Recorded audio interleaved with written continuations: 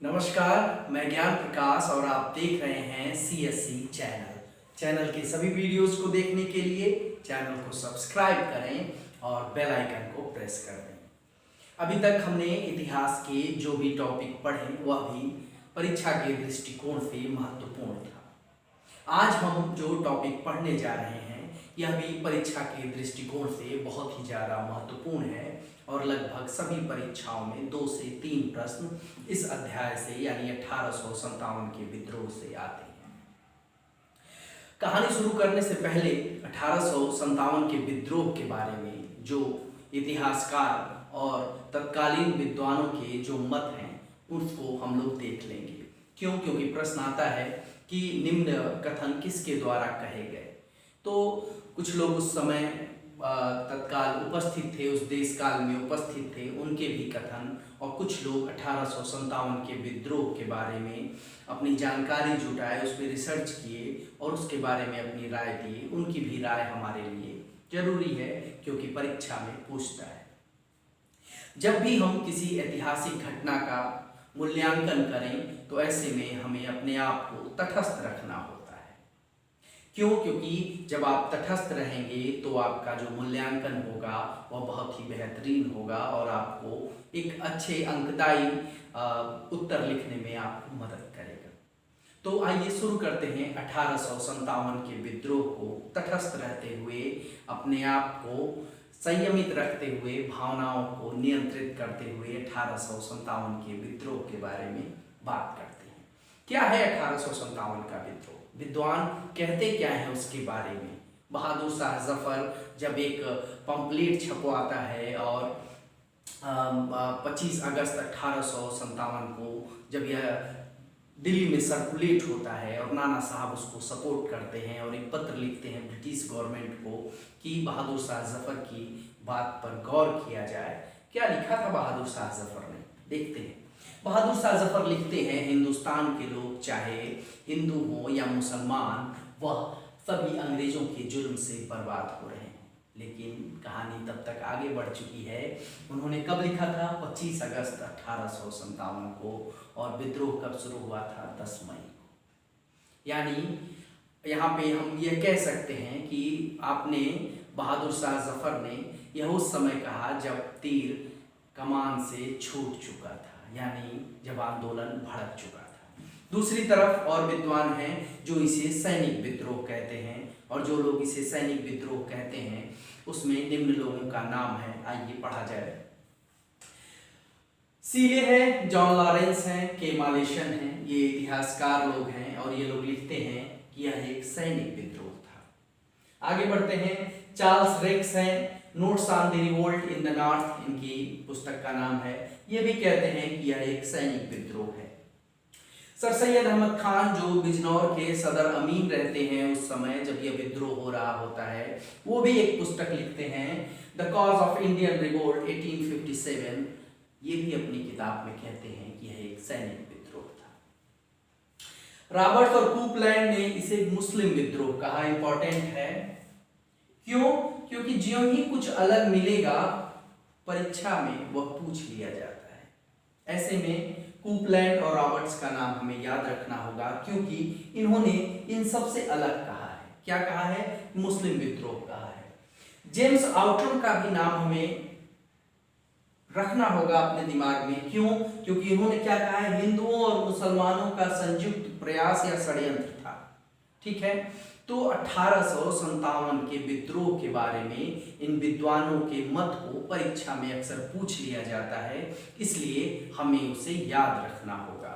ठीक है। तो कूपलैंड, आउटरम क्या कहते हैं? हिंदू और मुसलमानों का संयुक्त प्रयास या षड्यंत्र था। L.E.R. रीज ये क्या कहते हैं? धर्मांधों का ईसाइयों के विरुद्ध युद्ध। 1857 के विद्रोह को रीज महोदय कहते हैं कि धर्मांधों का ईसाइयों के विरुद्ध युद्ध था। 1857 के विद्रोह को। आगे बढ़ते हैं।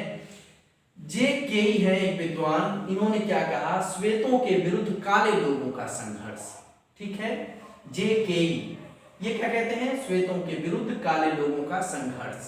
सभी महत्वपूर्ण है, लिखिएगा और याद भी करिएगा। ठीक है, आगे बढ़ते हैं। टी.आर. होम्स, पूछा हुआ प्रश्न है। होम्स महोदय कहते हैं बर्बरता तथा सभ्यता के मध्य युद्ध। मैंने क्या कहा, आपको तटस्थ रहना है, बस आप एक मूल्यांकन करने वाले के दृष्टिकोण से सोचिए और 1857 के विद्रोह को समझने का प्रयास करिएगा। विद्वानों ने क्या कहा है 1857 के विद्रोह के बारे में, उसे लिखिएगा और रट जाइएगा, क्योंकि परीक्षा में महत्वपूर्ण यह है कि आपका प्रश्न सही होना चाहिए। ठीक है, अब आते हैं, देखिए इन सब लोगों ने कहा ठीक है, अब क्या होता है, बेंजामिन डिज़रेली जो आगे चल के ब्रिटिश प्रधानमंत्री बनेंगे, इन्होंने अपने संसद में क्या कहा था, यह एक राष्ट्रीय विद्रोह है। महत्वपूर्ण इसलिए है क्योंकि डिज़रेली ब्रिटिश प्रधानमंत्री बनेंगे और उनके द्वारा कहा गया कथन महत्वपूर्ण होगा।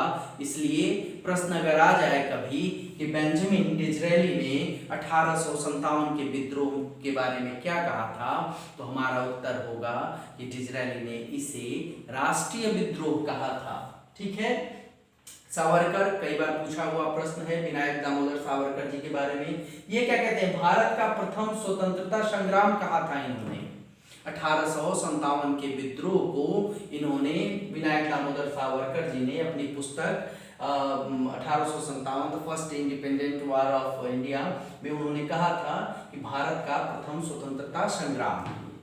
लेकिन दूसरी तरफ एक और महत्वपूर्ण है मजूमदार महोदय, वो कहते हैं कि भारत का पहला स्वतंत्रता संग्राम ना तो पहला था और ना ही राष्ट्रीय था और ना ही स्वतंत्रता संग्राम था। मजूमदार महोदय को भी आपको रटना होगा। ये जितना भी लिखा हुआ है ये सब महत्वपूर्ण है, ये सारे फैक्ट आप अपने कॉपी में नोट कर लें और रट लें।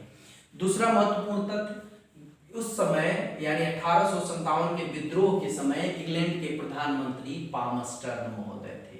ठीक है, भारत का गवर्नर उस समय कौन था, लॉर्ड कैनिंग महोदय थे। ठीक, ये कुछ ऐसे फैक्ट हैं जो आपको रटे रटाए होने चाहिए। अब आते हैं हम लोग फैक्ट से कहानी की तरफ। 1857 का विद्रोह, कोई उसे सैनिक विद्रोह कहता है, कोई उसे कहता है कि काले लोगों का श्वेत लोगों के प्रति विद्रोह था, कोई इसे धर्मांधता की लड़ाई कहता है, कोई इसे कहता है कि यह भारत का प्रथम स्वतंत्रता संग्राम है, कोई इसे कहता है कि यह राष्ट्रीय विद्रोह है। खुद मुगल सम्राट बहादुर शाह जफर कहते हैं कि इस समय हिंदुस्तान में चाहे वह हिंदू हो या मुसलमान हो, वह अंग्रेजों के द्वारा प्रताड़ित है, उनके जुल्म से करा रहा है। नाना साहब सपोर्ट करते हैं बहादुर शाह जफर का और एक पत्र लिखते हैं ब्रिटिश गवर्नमेंट को, जिसमें वह कहते हैं कि भारत की जनता पर अन्याय हो रहा है और ब्रिटिश गवर्नमेंट उस पर ध्यान भी देती है। और हम देखेंगे कैसे 1857 के विद्रोह के बाद पूरे भारत का सिनेरियो बदल जाएगा। हमने देखा अभी तक कि किसने क्या कहा, अब हम चर्चा करेंगे 1857 के विद्रोह की कहानी के बारे में। शुरुआत कैसे होगा, क्यों भड़केगी आग, जब पिछले 1757 में प्लासी की लड़ाई ये जीत जाते हैं और लगातार विजय करते जाते हैं, साम्राज्य पूरा इनका हो जाता है, तो ऐसी कौन सी गलती होती है, ऐसी कौन सी चूक होती है कि भारतीय जनता को विद्रोह करना पड़ता है उन अंग्रेजों के विरुद्ध जिन्होंने भारत में ट्रेन भी चलवाई है 1853 में। लेकिन फिर भी कहीं कुछ कमी रह गई जिसके कारण यह विद्रोह हुआ। इस विद्रोह को बहुत ही बर्बरता पूर्वक दबा भी दिया जाएगा, लेकिन आज भी 1857 के विद्रोह की चर्चा होती है। क्यों? क्योंकि इतिहास कभी किसी को माफ नहीं करता। इसी संदर्भ में अब हम चर्चा करेंगे 1857 के विद्रोह के बारे में। ठीक है, आइए शुरू करते हैं। 1857 का विद्रोह शुरू कैसे हुआ।